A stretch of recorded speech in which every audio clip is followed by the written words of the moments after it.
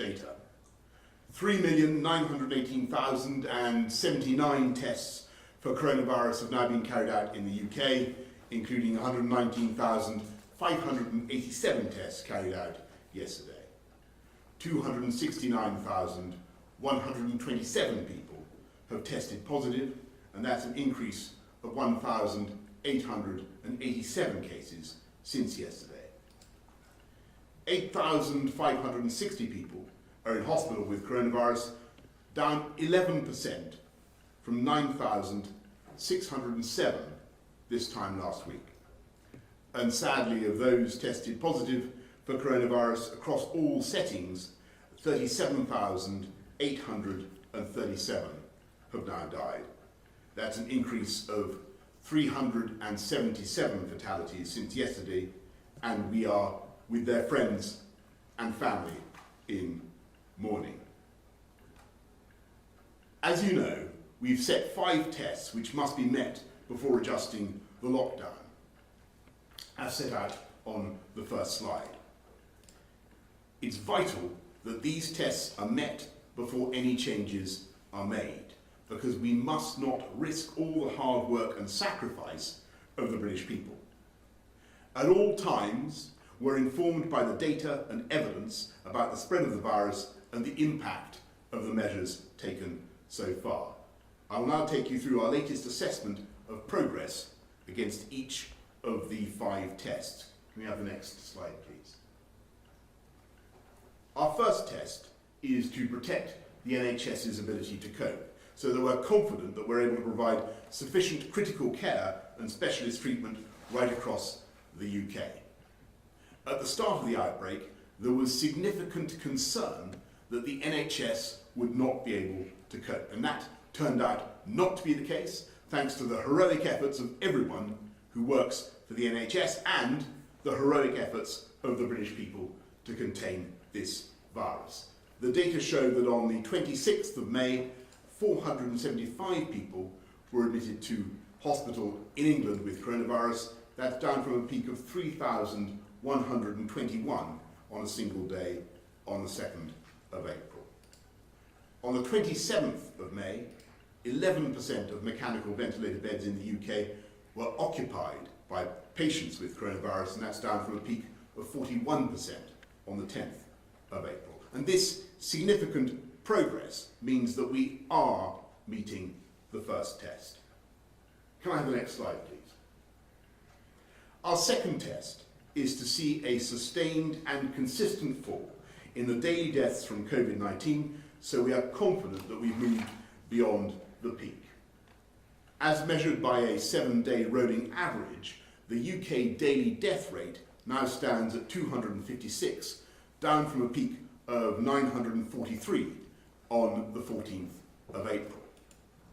While every death is one too many, it is now the case that there has been a sustained and consistent fall in the daily death rate, and so the second test is being met. Next slide, please. Our third test is to receive reliable information, reliable data from SAGE, showing that the rate of infection, the number of people catching COVID, is decreasing to manageable levels across the board. And in the last 7 days, an average of 2,312 new cases were confirmed with a positive test. That's down from a peak of 5,066 in the first week of May. Based on the various data available, the government is satisfied that the third test is being met. And in a moment, Sir Patrick will tell us more about other methods of measuring infections, including the R number. Can I have the next slide, please? Our fourth test is that we must be confident that the range of operational challenges, including in testing capacity and personal protective equipment, are in hand, with supply able to meet future demand. I fully acknowledge the difficulties on testing and PPE that we have faced since the start of the outbreak. It's been immensely frustrating, But we are now making progress. Yesterday, we carried out 119,587 tests, compared to around 12,000 at the start of April.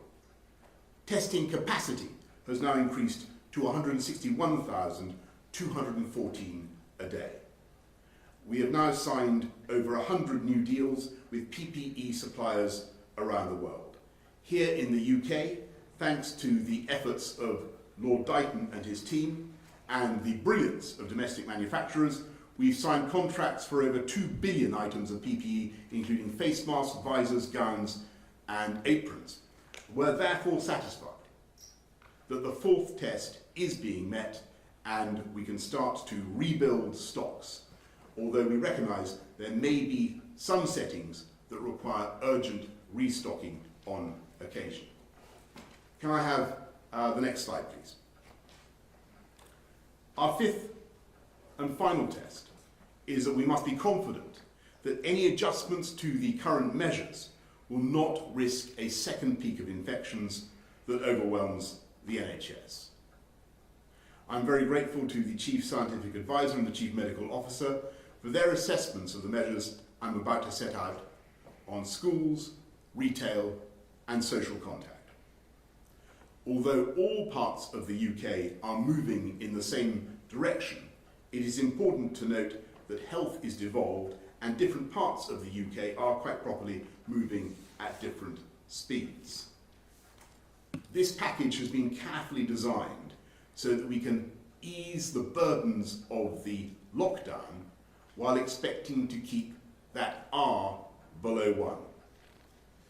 I cannot and will not throw away all the gains we have made together, and so the changes we are making are limited and cautious. It's thanks to the caution we've shown so far that all 5 tests are being met. And that's not my achievement or the government's achievement, it is your achievement. It's only possible thanks to your resolve and dedication to our national purpose to overcome this virus. So, the result is we can move forward with adjusting the lockdown in England on Monday. First, as I set out on Sunday, we will now reopen schools to more children. Closing schools has deprived children of their education, and as so often, it is the most disadvantaged pupils who risk being hardest hit. On Monday, we will start to put this right in a safe way by reopening nurseries and other early years settings and reception year 1 and year 6 in primary schools. A fortnight later, on the 15th of June, secondary schools will begin to provide some face-to-face contact time for years 10 and 12.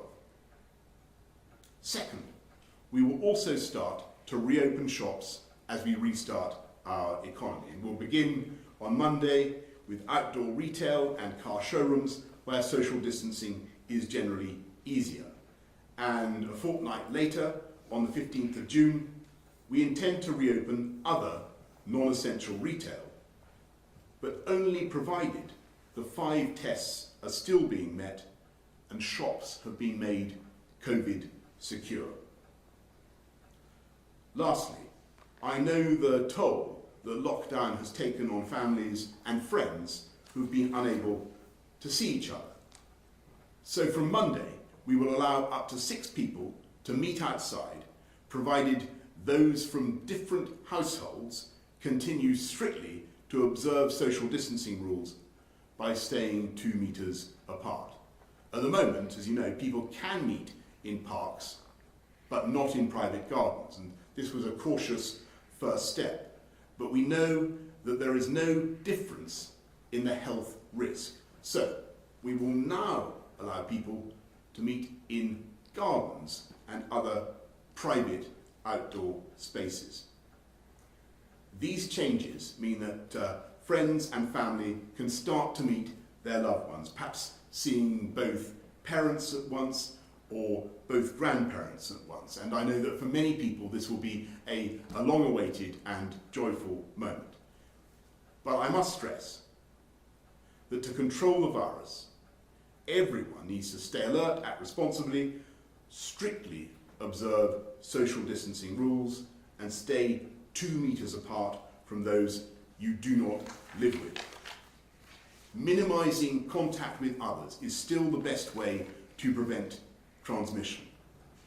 You should also try to avoid seeing people from too many households in quick succession so that we can avoid the risk of quick transmission from lots of different families and continue to control the virus.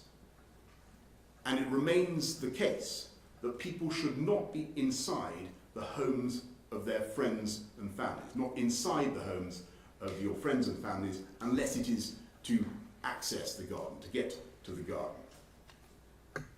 I should add that at this stage, I'm afraid that those who have been asked to shield themselves should continue to do so. And I want to say to those extremely clinically vulnerable people who are now being shielded that I do understand how difficult this has been for you especially.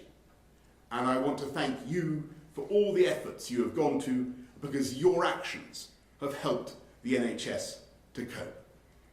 We're looking carefully at how we can make your life easier and how we can better support you, and we want to say more on that soon. I want to reassure everyone that we can make all of the changes I have outlined in a safe way. We know that children, and particularly young children, are much less likely to be seriously affected by the virus. We know that if shops enforce social distancing, as required by our COVID secure guidelines, then the virus is less likely to spread. And crucially, we know that transmission of the virus is far lower outdoors, so we can confidently allow more interaction outside. I understand that people will have questions as to how to do all of this safely, and we will publish guidance on these changes to help people, to help you make the most of them. Now, I know inevitably that there may be some anomalies or apparent inconsistencies in these rules, and clearly what we're proposing is still just a fraction of the social interaction each of us would normally enjoy. I know many of you will find this frustrating, and I'm sorry about that, but I'm afraid that is unavoidable given the nature of the invisible enemy that we are fighting. It's a complex problem, and we're asking for everyone's patience as we work through it together.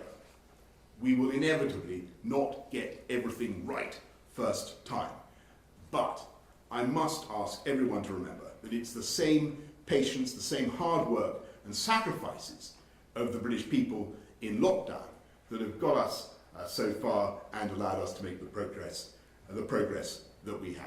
By protecting the NHS, getting us through the peak and getting this virus under control, we are able to deliver all of the adjustments and easing of restrictions I have set out today. These adjustments are most of those we set out to achieve in step 2 of our roadmap, and we have also been able to have them in place by June the 1st, as we had hoped. And there's no doubt that we're making progress, and I'm hopeful that in the coming weeks we may be able to do more.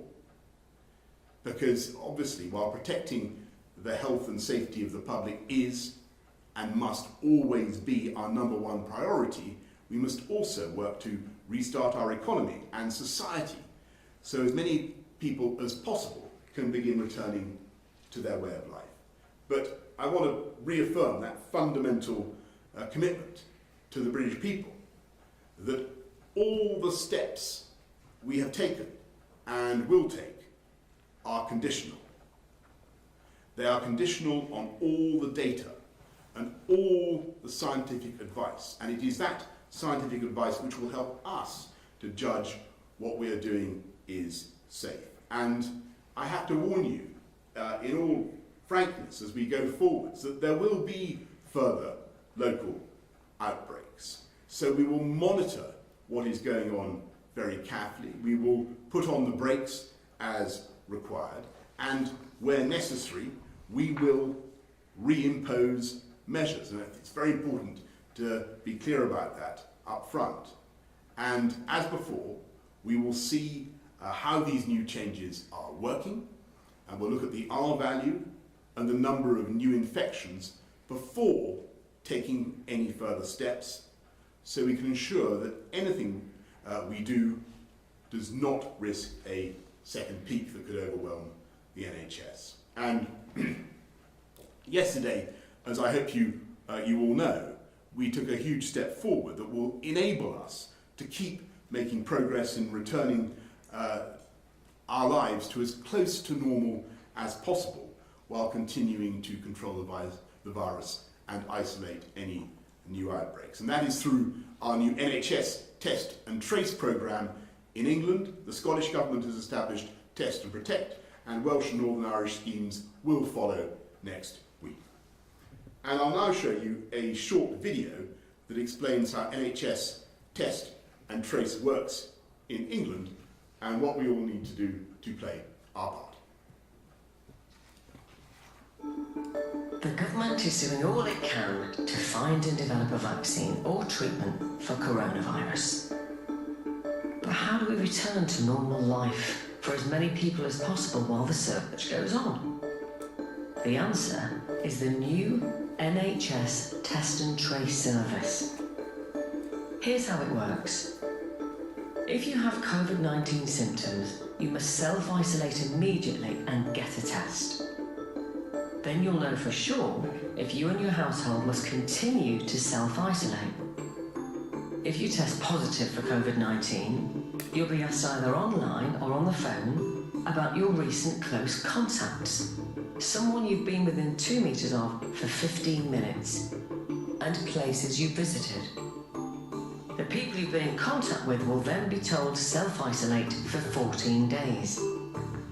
Test and Trace works because it allows localised patterns of infection to be detected and contained, so the vast majority of people can return to a more normal life.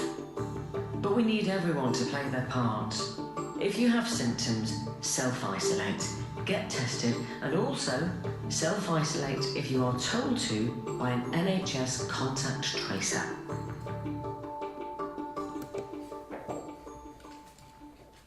Thanks, Rich. I'll hand over now to Sir Patrick.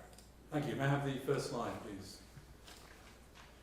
Just to update you on where we are in terms of the R, the current value is somewhere between 0.7 and 0.9. So it remains close to 1. It may be very close to 1 in some areas. And just to remind you of what that means, if the R is at 1, it means that the epidemic stays at the same level it is now, the same numbers. Above 1, it's growing. Below 1, it's shrinking. Numbers are coming down at the moment, but they're not coming down fast, and the R stays close to 1. Next slide, please. To put that into context of numbers, these are the numbers from the most recent Office for National Statistics survey, which is a household survey taking samples from now over 8,000 households and 17,000 or so people, nearly I think 18,000 people now, looking at the number of infections. So the proportion of people over the past couple of weeks with COVID infection is 0.24% of the population as estimated from this survey. That means that somewhere in the order of 130,000 people have COVID infection. The second important number is the number of new infections, the so-called incidence.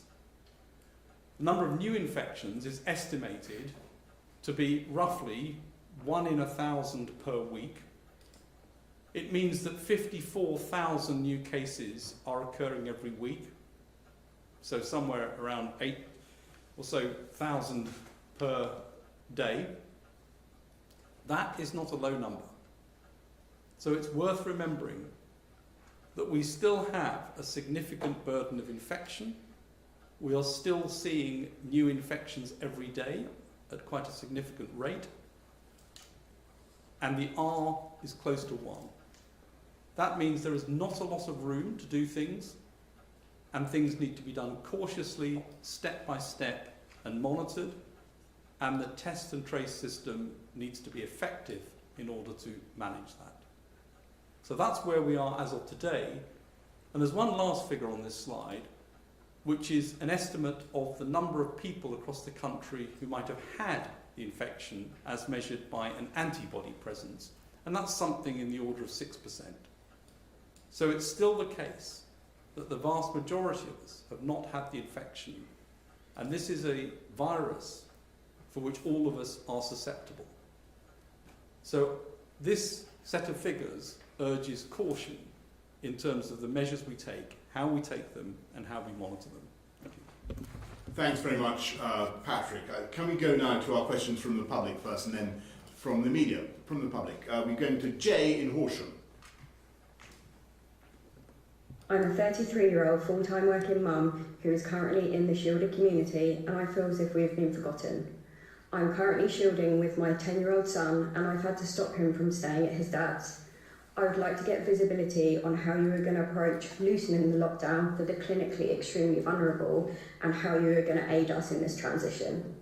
Well, let me first of all say, Jay, that I feel very, very sympathetic to all those more than 1 million people who are in your position in this country, the clinically extremely vulnerable. I know how tough it has been. I'm sure that most of us can think of friends or relatives who are in the same position. Jay, we want to release you from your captivity, your lockdown as fast as we possibly can. And that's why we continue to be extremely vigilant in our approach. And what we're announcing today is very, very cautious. We are taking some tentative steps forward, both with education and with the economy, and a little bit with family and friends. But we need to get that R down.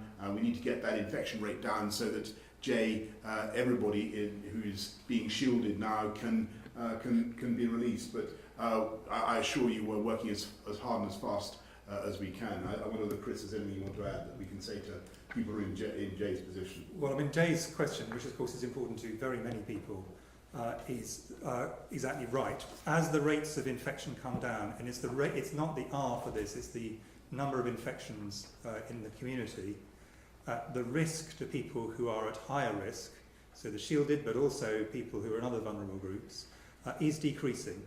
And we will get to a stage, we hope relatively soon, where the absolute risk of people has got down to a low enough level, it would be possible in stages for people to leave shielding, but fully appreciate the very considerable constraints it's put on people and the very big burden of loneliness and other problems which have gone with it, which is the reason why, now that the peak has passed, we need to plot a path, I think, hopefully in the very near future, for people so that they can, Jay, like you and others, come out from the shielding, but still remain very cautious.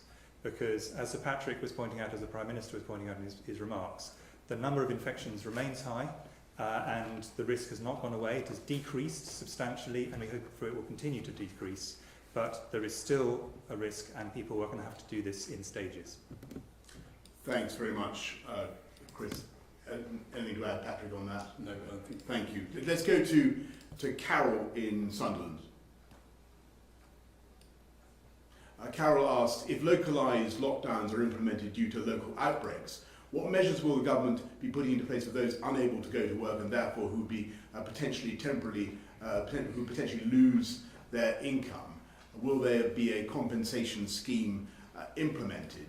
Carol, what I can certainly tell you is that we will do everything we can to support those who are obviously the furlough schemes remain in place. All the loans that we're giving to business, the bounce back loans, the support for the self-employed, you'll be hearing more about. But those who face temporarily losing their income as a result of this will be helped. I just remind you what we've done to increase universal credit and other benefits. But clearly, what we want to avoid is too many local outbreaks, too many people having to go into quarantine, and that is why it's so vital that we all observe these measures and drive those numbers down. Is there any but you know, we will look after where we have to crack down, and where we have to implement local measures to stop an outbreak. We will make sure that we look after local people. Remember the basic mantra that I've tried to use: nobody should be penalised in this epidemic for doing the right thing. If you're doing the right thing, if you're being forced to stay at home, you should not be penalised. Can we go to Laura Koonsberg of the BBC?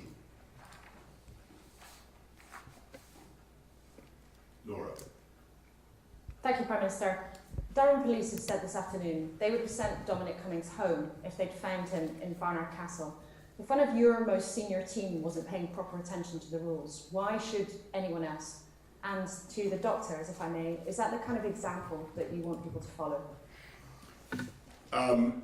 Well, Laura, first of all, can I say I've said quite a lot on this matter already, and what I also noticed that the Durham Police said was that they were going to take no action, and that the matter was closed, and I intend to draw a line under the matter, as I said, I think yesterday to the Parliamentary Liaison Committee. They're not taking any action, and I intend to draw a line under it. And all I can say, and I know that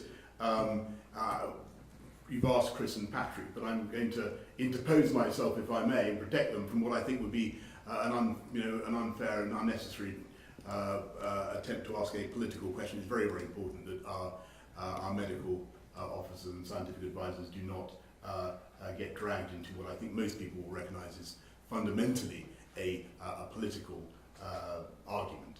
And if that's all right, Laura. And could we go now to Robert Peston of ITV? Hello. Just to be clear, I don't think this is a wholly political question, Prime Minister. I mean, a number of scientific advisors to the SAGE committee have said that the behaviour of your chief advisor in not going into quarantine at home risks more people not complying with the social distancing rules. And I think it's perfectly reasonable to ask Sir Patrick and Chris Whitty whether they fear that compliance with these rules will be reduced as a result of this. And second quick question. Yesterday, Prime Minister, you said you would ask Sir Patrick and Chris Whitty to review whether the appropriate social distance is 2 metres rather than 1 metre. Most businesses would much rather have 1 metre distance. Pubs and restaurants, many of them will be bussed at 2 metres. Is this something that Sir Patrick and Chris Whitty are looking at? When will we know the answer, whether it's safe to go to 1 metre? Robert, thanks a lot. And look, I'm just going to repeat the point I've made just now. It is very important that our advisors are protected from being dragged into political controversy. And just to repeat the thing I've been saying in the last few days, we want to get some very clear and simple messages across to the British public. What they want to hear is what we're doing to tackle coronavirus, what the plan is. We've announced a huge amount today. I think people need to focus on those messages, and if I may respectfully say, I think that the rest of it is, you yourself argue that it's a distraction. Well, insofar as that is true, let's crack on with our programme and getting our messages across. And on your point about the social distancing distance and whether it should be 2 metres or less, I'll really hand straight over to Patrick and Chris. Well, I'm happy to answer that. The evidence that we've got and that will be published, some of it's out and some of it's coming out very shortly, is looking at the distance that droplets and exhaled droplets and aerosol might travel, and 2 metres is a distance beyond which things are very safe, that you can see it dropping off quite quickly.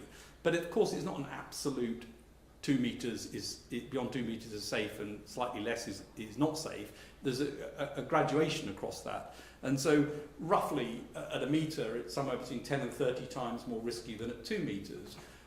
What we've done in the paper is lay out clearly what the sorts of things are that you could do to mitigate against those risks. So we've not said it's 2 metres or nothing. We've said this is the scientific evidence that explains why 2 metres is a distance beyond which things are safer.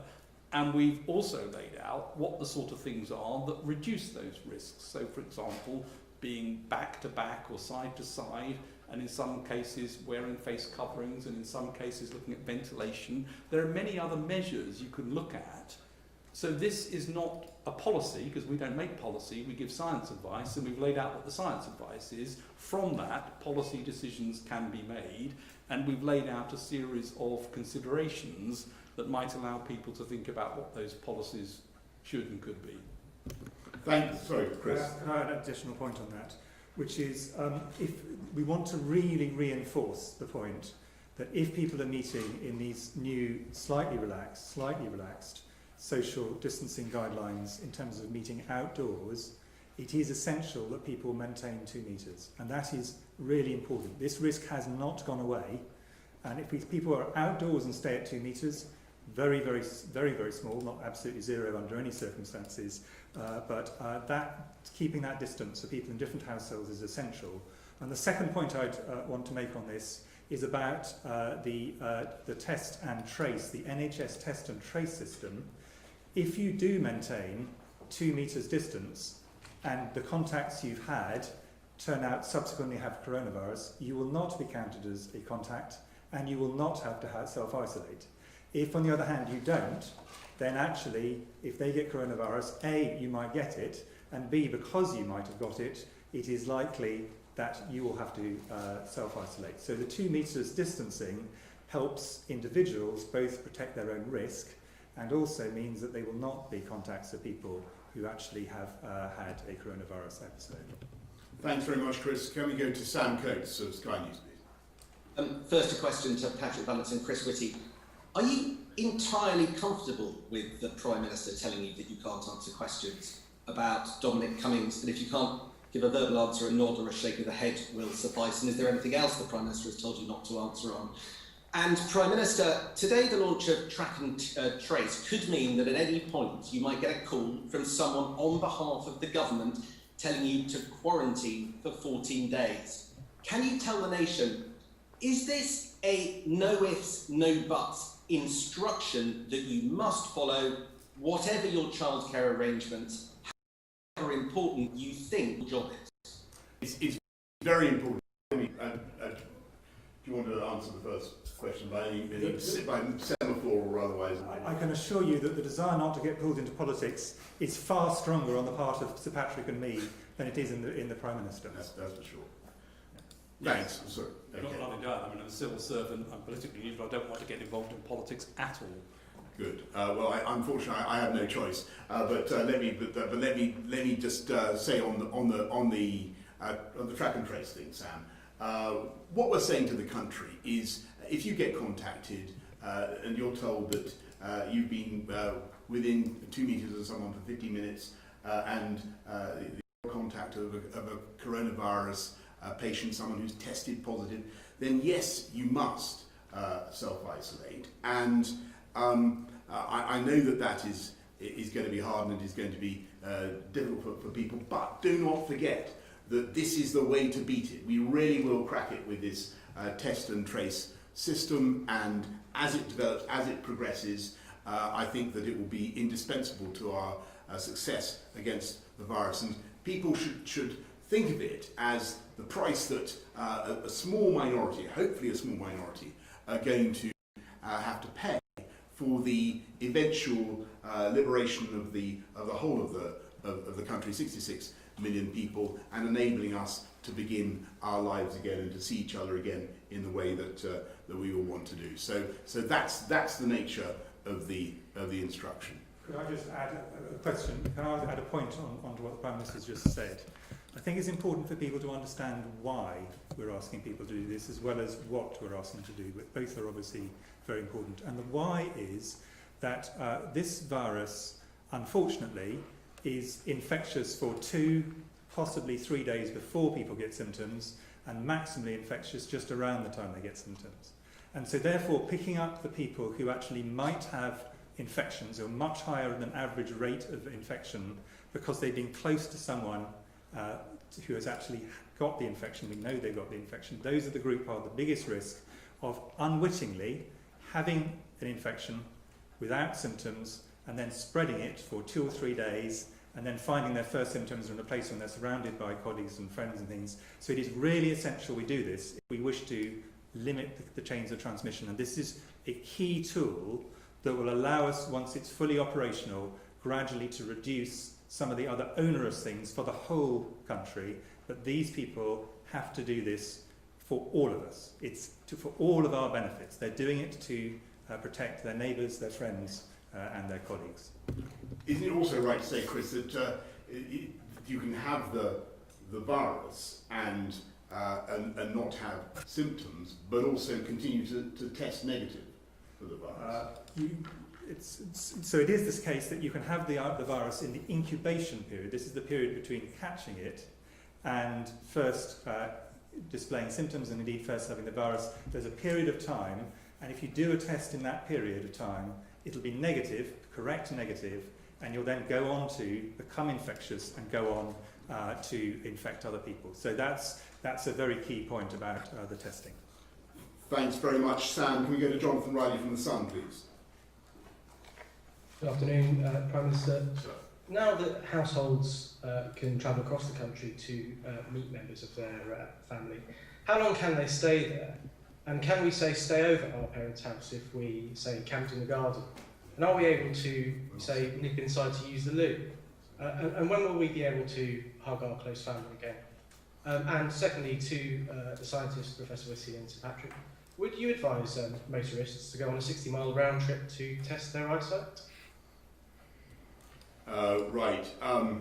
Jonathan, look, first of all, we're not there yet, and it's very, very important that people understand the really limited nature of what we're saying. We do want people to be able to see their friends and family. We do want people to be able to see 2 grandparents at once, but it's got to be socially distanced. There's got to be a maximum of 6 people, and no, we're not encouraging. We don't want people to stay